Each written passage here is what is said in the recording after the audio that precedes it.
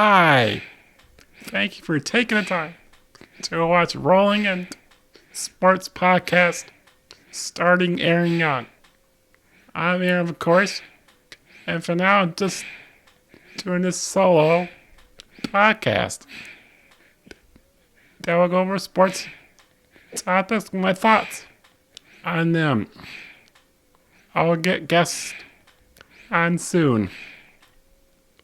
How I came up into Rolling Sports Podcast starting Aaron Young.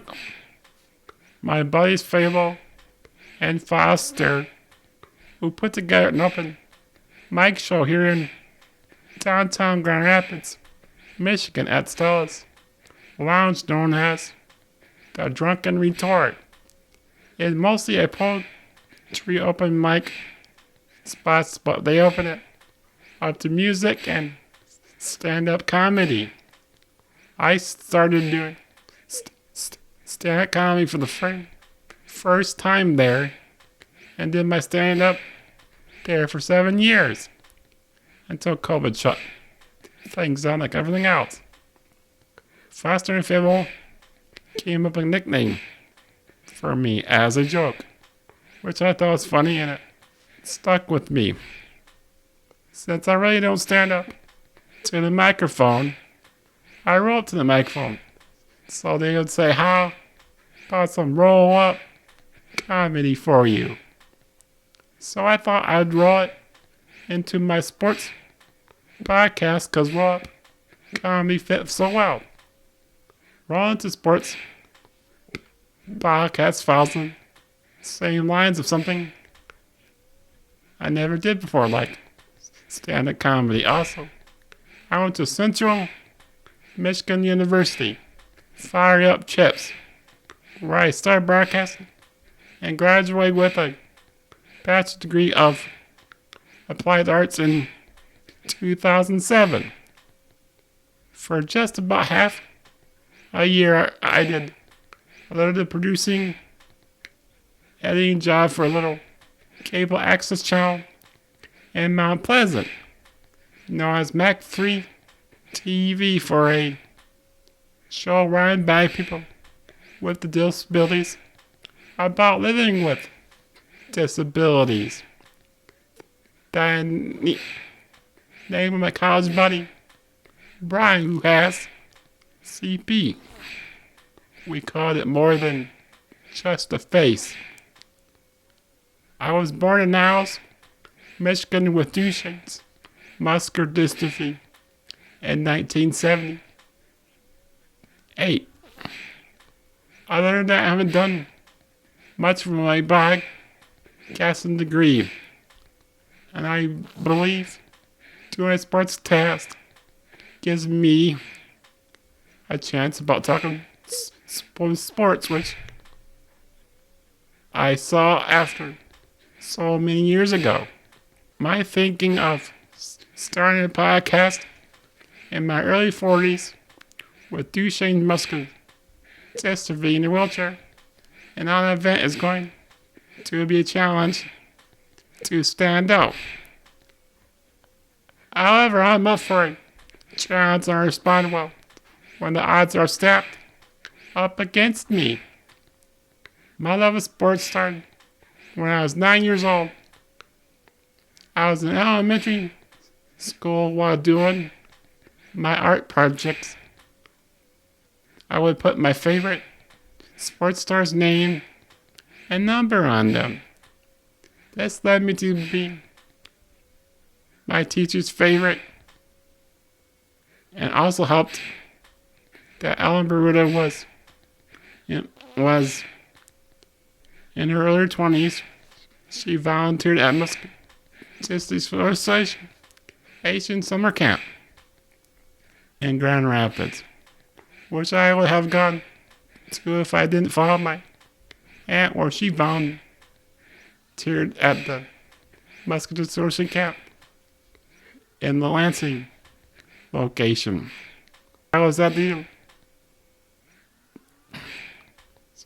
University of Michigan football fan, and she was a diehard Michigan fan. The last years I was your students. You took me to see Michigan play the University of Notre Dame and South Bend, Indiana, which is the next city over across the Indiana Michigan border from Niles. From this, I became a diehard U of M fan. My love of sports just took over. Anybody around me knows that I always got some sort of sports on TV. And my knowledge of sports is on an expert level. My top knowledge is in football, baseball, and basketball. I also like hockey, NASCAR, boxing, ultimate fighting, wrestling, and occasionally I will watch golf or bowling. Outside being a U of M football fan, I also like the University of Michigan basketball and hockey teams. I'm a diehard fan of the Detroit Lions, Tigers, Pistons, and Red Wings. And growing up in the 90s, I loved the San Francisco 49ers. Yes, at the time, Joe Montana was my favorite NFL quarterback. It was just the way his teams were never out of games. Everybody around me goes, or around me, like, you know where you played in college? Yes, of course. My eyes rolled here to Notre Dame, one of Michigan's rivals. I didn't care because you were so awesome. Joe was the gold standard at the time, no pun intended. And someone, our now top legend, Tom Brady, looked up to. Growing up, I always wanted to be starting quarterback like Joe Montana, starting point guard like Isaiah Thomas, starting outfielder like Kirk Gibson, starting center captain like Steve Eisman, small forward like Jalen Rose, or doing a Heisman pose in the end zone like Desmond Howard and Charles Woodson. Sounding negative, I knew with having two Shane's mustaches free that I wasn't going to be star athlete. But I never stopped dreaming about it. That's where the play on the words of starting and starring in the title for my name. Let's talk about this state of the Detroit Lions. In the early 2020 season, Shelley Ford, Amp, daughter of Martha and William Ford, got the keys to the team. Shelley said in their very first press conference, anything short of a winning season wouldn't be tolerated. 5 games left in the 2021 season. Head coach Matt Patricia and general manager Bob Quinn were told to hit the road. Darrell Bevell became the head coach, just fill in the gap.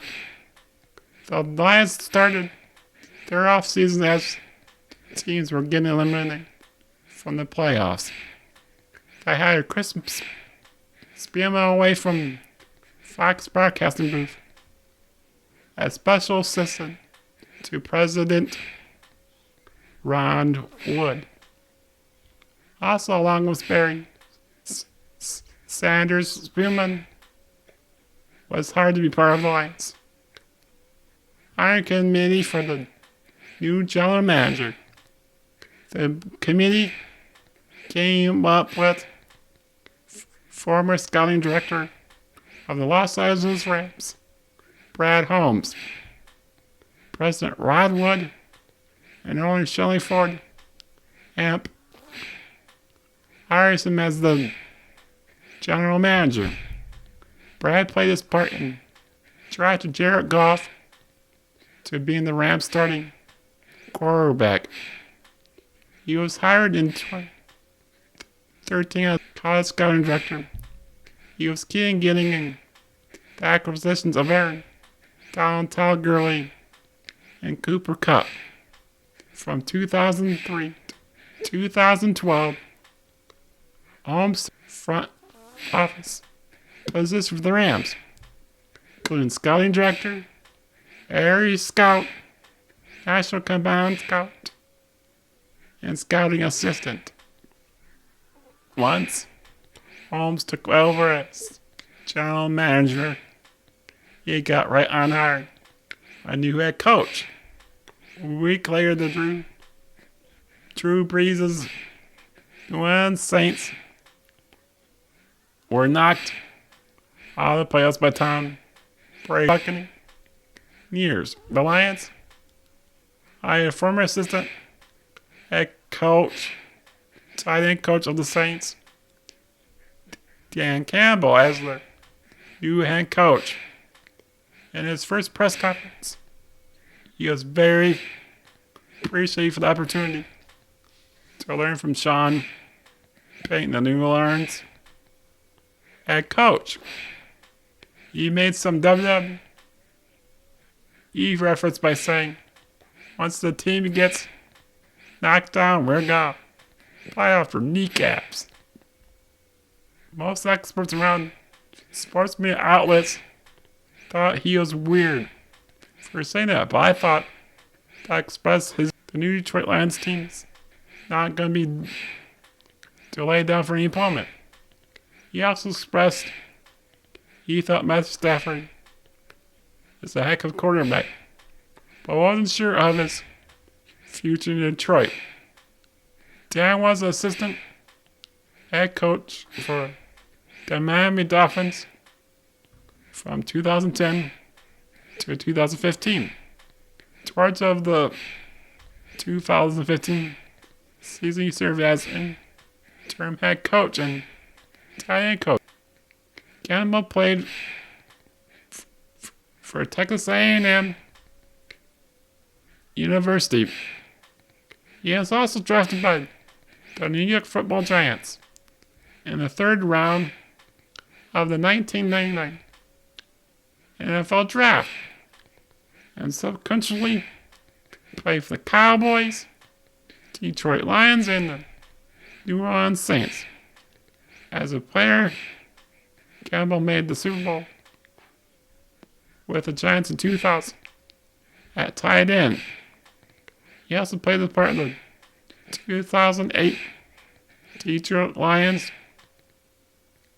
where the first team were 0-16. Hopefully the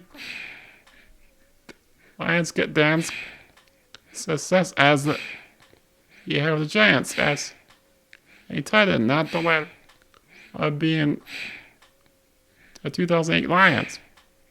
He sounded more ready to lead a professional football team than Matt Patricia. A week later, Dan Campbell being hired as Detroit Lions head coach. Matthew Stafford of the Detroit Lions mutually agreed to put him on the trading block. I see that many experts are ranking that to say top 3 landing spots for Stafford includes San Francisco 49ers, Indianapolis Colts, and the Washington football team. Jimmy Garoppolo's injuries and struggles to play consistently. John Lynch and company might be looking for an upgrade. Stafford provide that.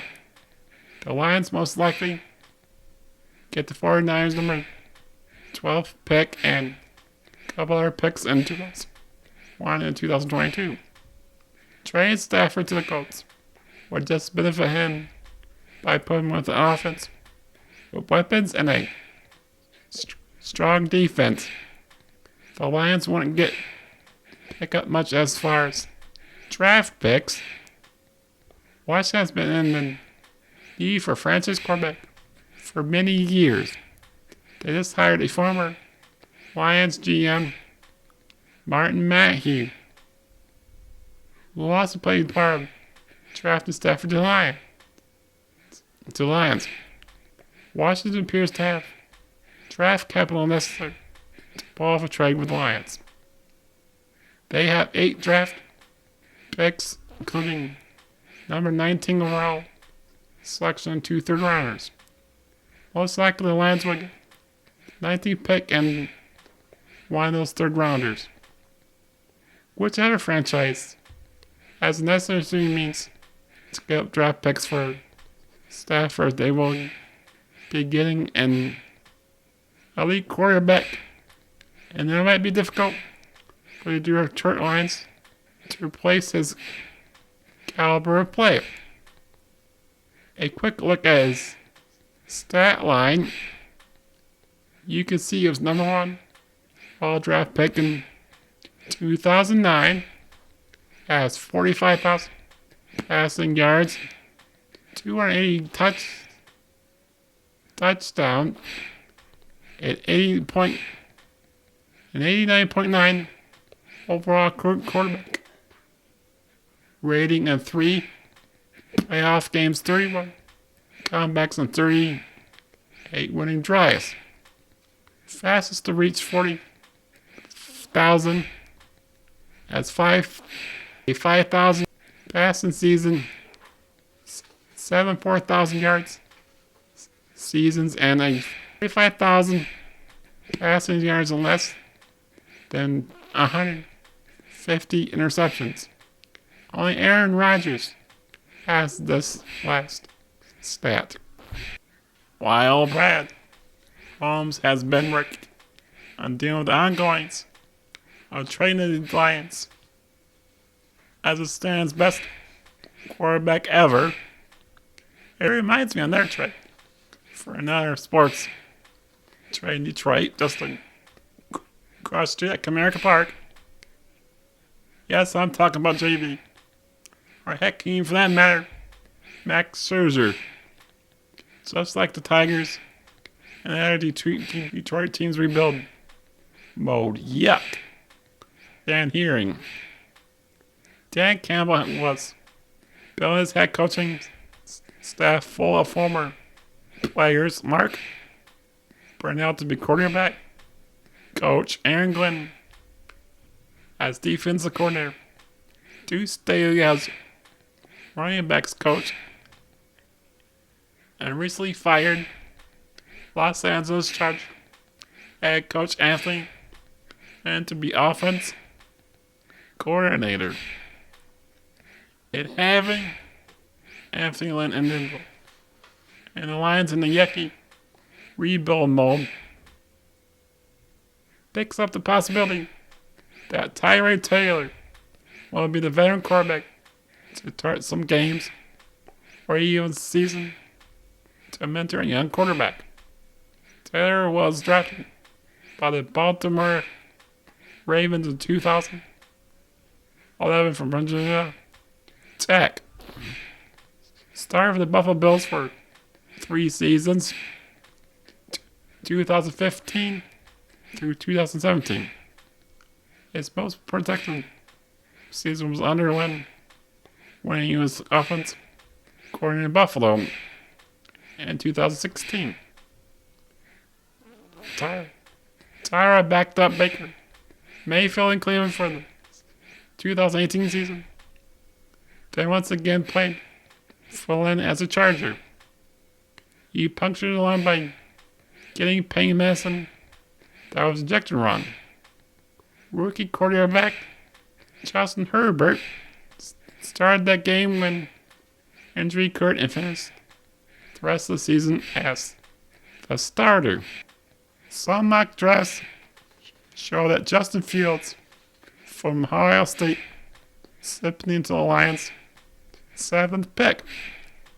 If that happens, I definitely see the Lions drafting him. What makes me nervous is Ohio State quarterbacks are winners in college, but not so much in the NFL. A few have switched to receiver and soon they were out of the league. Terrell Pryor and Braxton Miller come to mind. But what Fields did against a tough Clemson defense was pretty impressive. If Justin Fields gets drafted for the Lions pick, I still see them getting a mobile quarterback. And I see them getting Trey Lance from North Dakota State. I don't know too much about Lance, but he's 6'4", 226 pounds, with an exclusiveness like Fields. However, I almost see the Lions going outside the box this off season, building the defense with first 2 picks on the draft and have Chase Daniels be the starter and David Blau be his backup, or signing Fitzmagic, Ryan Fitzpatrick. Take a shot in the later rounds of the draft. Pick someone like Ian Book from Notre Dame or Peyton Ramsey, grad transfer from Indiana. Played his last year out at Northwestern. There was a hint of these scenarios come on when Dan Campbell's asked why it is important to have an elite quarterback. He couldn't really answer. Something up in the air. His quarterback is going to be this coming year. So the organization could get stronger in other areas. First, I guess it's possible. The Lions are playing possible 12 competition. Only time will tell. This has been rolling into sports podcast starring Aaron Young. Sign off episode 1. Hope you enjoyed watching and have a great rest of your day. Bye for now, friends.